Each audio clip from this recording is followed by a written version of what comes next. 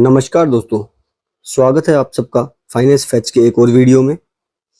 अगर आप किसी भी तरह की जॉब कर रहे हैं या सर्विस में हैं जहां पे आपको रेगुलर इनकम मिल रही है, तो आपको ये बात पता होगी कि सैलरी के साथ साथ रिटायरमेंट भी एक इम्पोर्टेंट पार्ट है हमारी लाइफ का जो नौकरी करते हैं। क्योंकि वहाँ पे रिटायरमेंट के बाद आपके जो खर्चे हैं वो लगातार बढ़ते रहते हैं, जबकि आपकी इनकम या जो हाथ में आने वाली सैलरी है वो लगातार कम हो जाती है या बंद हो जाती है। तो इस केस में अगर आपको आज वाला लाइफस्टाइल एंजॉय करना है तो रिटायरमेंट प्लानिंग बहुत ज़रूरी है। तो अगर आप रिटायरमेंट के बारे में सोच रहे हैं या रिटायरमेंट प्लानिंग के बारे में सोच रहे हैं, तो आपको रिटायरमेंट के लिए म्यूचुअल फंड में इन्वेस्टमेंट के अलावा सबसे बेस्ट ऑप्शन और कोई नहीं मिलता है। क्योंकि म्यूचुअल फंड में एक तो आपको जो रिटर्न्स मिलते हैं वो बहुत ही आकर्षक या बहुत अच्छे होते हैं, साथ ही साथ आपको इसमें ट्रैक करने की ज़रूरत नहीं है।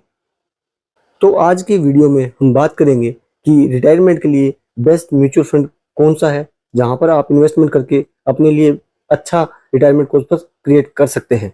लेकिन उससे पहले आपके दिमाग में एक क्वेश्चन आना चाहिए कि जब ऑलरेडी मार्केट में पीपीएफ, एनपीएस या एफडी जैसे अच्छे टूल्स अवेलेबल है रिटायरमेंट के लिए, तो फिर म्यूचुअल फंड क्यों? तो इसके लिए हमने ऑलरेडी हमारे चैनल पर काफी वीडियो अपलोड कर रखे हैं, आप जाके देख सकते हैं, जहाँ पे हमने कंपेयर करके बताया है कि म्यूचुअल फंड क्यों अच्छा है। आज रिटायरमेंट के लिए जो सबसे बेस्ट म्यूचुअल फंड है जिसके बारे में हम इस वीडियो में बात करेंगे, वो एचडीएफसी कंपनी का एचडीएफसी रिटायरमेंट सेविंग फंड है। ये फंड रिटायरमेंट के लिए क्यों अच्छा है? क्योंकि ये एक फ्लेक्सी कैप फंड है जिसमें फंड मैनेजर अपने हिसाब से डिसाइड करता है कि लार्ज, मिड कैप या स्मॉल कैप में एसेट एलोकेशन कितना करना है। और ये जो रिटायरमेंट सेविंग फंड है ये 2016 में स्टार्ट हुआ था, यानी कि इसका म्यूचुअल फंड इंडस्ट्री में जो एक्सपीरियंस है वो 7 से 8 साल का ऑलरेडी हो चुका है, जो कि एक अच्छी बात है। उसके साथ साथ इसका जो पैसा मैनेज करने का कैपेसिटी है वो 2700 करोड़ से ज्यादा का है, यानी इसका पैसा मैनेजमेंट का भी कैपेसिटी अच्छा है।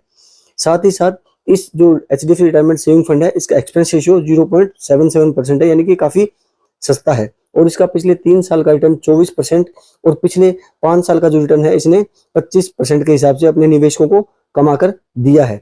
तो रिटर्न के हिसाब से भी ये फंड काफी अच्छा है और ये लगभग आज तक 3 गुना रिटर्न कर चुका है पीपीएफ या एफडी के मामले में। और इसकी वैल्यू रिसर्च की रेटिंग जो है वो 5 स्टार है। तो इस सब मामलों में ये फंड काफी अच्छा परफॉर्म कर रहा है।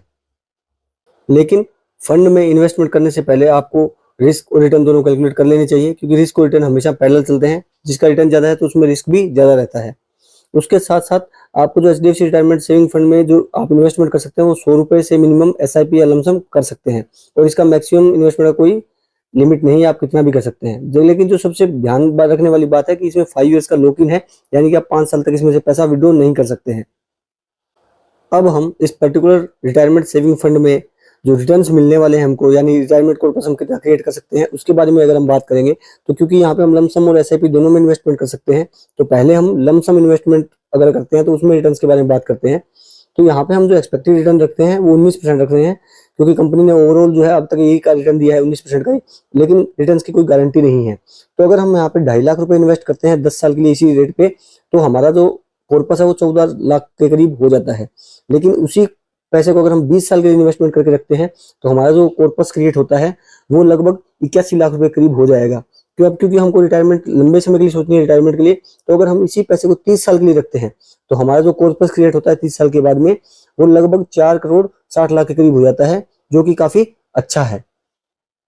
अब अगर हम इसी म्यूचुअल फंड में सिस्टमेटिक इन्वेस्टमेंट प्लान के तहत मंथली इंस्टॉलमेंट में अगर इन्वेस्टमेंट करते हैं तो उस पर हमको कितना रिटर्न मिलेगा उसके बारे में अगर हम बात करें और एसआईपी इन्वेस्टमेंट करें, तो हम एक्सपेक्टेड रेट ऑफ रिटर्न वही सेम 19% ही रखेंगे और हम मान के चलेंगे कि हर महीने हम 2000 रुपए की एसआईपी कर रहे हैं। तो अगर हम 10 साल तक लगातार एसआईपी करते हैं 2000 रुपए की 19% के हिसाब से, तो हमारा जो कॉर्पस बनेगा वो लगभग 7,16,000 रुपए का बन जाएगा।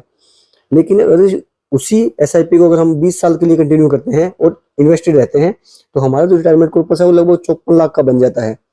लेकिन अगर हम 20 से भी ज्यादा साल रखते हैं और उसको 30 साल के लिए लेके जाते हैं, जो कि रिटायरमेंट के लिए हम नॉर्मली कर सकते हैं, तो हमारा जो रिटायरमेंट कॉर्पस है वो लगभग 3 करोड़ 65 लाख बन जाता है, जो कि काफी अच्छा माना जाएगा। तो यहाँ पे हमने देखा कि इस पर्टिकुलर म्यूचुअल फंड में अगर हम सिर्फ 2000 रुपये मंथली एसआईपी भी करते हैं और 30 साल तक इन्वेस्टमेंट करते रहते हैं तो हम 3 करोड़ 65 लाख रुपए तक का जो है हम रिटायरमेंट का कॉर्पस क्रिएट कर सकते हैं, जो कि काफी अच्छा है। लेकिन आपको ये ध्यान देने की जरूरत है कि म्यूचुअल फंड का जो इन्वेस्टमेंट है वो मार्केट रिस्क के अंडर आता है और आपको अपना रिस्क का एपेटाइट देख के ही इन्वेस्टमेंट करना है।